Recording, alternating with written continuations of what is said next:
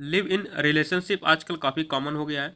बहुत से लोग लिव इन में रहते हैं, बट सिंस कोई सेटल्ड लॉ ना होने के कारण लोगों में उनके राइट जैसे maintenance, inheritance, legitimacy of child से संबंधित मैटर में कन्फ्यूजन है, जिसे आज हम हॉनरेबल सुप्रीम कोर्ट के वेरियस जजमेंट के माध्यम से समझेंगे। सबसे पहले हम लोग समझते हैं कि लिव इन रिलेशनशिप क्या होता है। जब एक कपल बिना शादी के आपसी सहमति से एक साथ रहते हैं तो उसे हम लिव इन रिलेशनशिप कहते हैं। भारत में लिव इन रिलेशनशिप को सबसे पहली बार मान्यता 1978 में Badri Prasad versus deputy director of consultation and other के केस में दी गई थी, जिसमें यह कहा गया कि यदि दो मेजर पर्सन एक लंबे समय से एज ए हस्बैंड और वाइफ की तरह रहते हैं तो यह प्रिज्यूम किया जाएगा कि वे जो है हस्बैंड और वाइफ हैं। यदि कोई व्यक्ति चैलेंज करता है कि वे हस्बैंड और वाइफ नहीं है तो बर्डन ऑफ प्रूफ उसी के ऊपर लाई करेगा। बाद में सुप्रीम कोर्ट के वेरियस जजमेंट के द्वारा लिव इन रिलेशनशिप को आर्टिकल 21 यानी right to life and personal liberty से जोड़ दिया गया। 2001 में इलाहाबाद हाई कोर्ट ने पायल शर्मा वर्सेस सुपरिटेंडेंट नारी निकेतन में यह कहा कि दो मेजर पर्सन बिना शादी के अपनी इच्छा अनुसार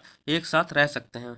यही बात सुप्रीम कोर्ट ने भी S Khushboo versus Kanniammal and other के केस में कही थी।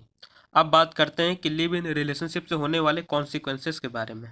तो लिव इन रिलेशनशिप में यदि महिला डोमेस्टिक वायलेंस का केस करना चाहती है तो उसके पास यह राइट है कि वह डोमेस्टिक वायलेंस का केस कर सकती है। यह बात इंदिरा शर्मा वर्सेस वीके शर्मा में कही गई थी।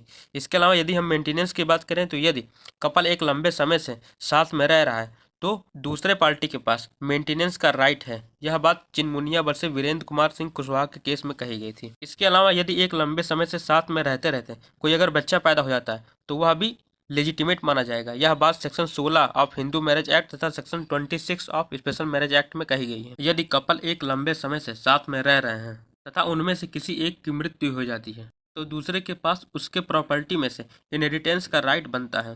तो यदि आप लिव इन रिलेशनशिप में रहते हैं या फिर लिव इन रिलेशनशिप में रहना चाहते हैं तो एक सुझाव है कि आप जब भी लिव इन रिलेशनशिप में रहें तो एक एग्रीमेंट बनवा लें, ताकि यदि कोई फ्यूचर में डिस्प्यूट हो तो लिव इन रिलेशनशिप को समाप्त किया जा सके तथा मेंटेनेंस और फॉल्स केसेस से आप बच सकें।